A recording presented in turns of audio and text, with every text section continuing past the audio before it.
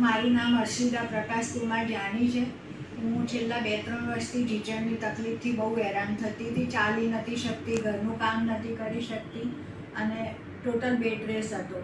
પછી અમારે એક રિલેટિવે આ ડૉક્ટર કલ્પેશ મહેતાનું નામ મને સજેસ્ટ કર્યું. હું દવાખાને બતાવવા આવી. ડૉક્ટરે મને સારી સલાહ આપી અને કીધું કે તમારા ઢીંચણમાં થોડો ઘસારો વધારે છે એટલે ઓપરેશન કરાવવું પડશે. એટલે મેં પછી ઓપરેશન કરાવ્યું. અત્યારે હું ચાલી શકું છું, ઘરનું બધું કામ કરી શકું છું.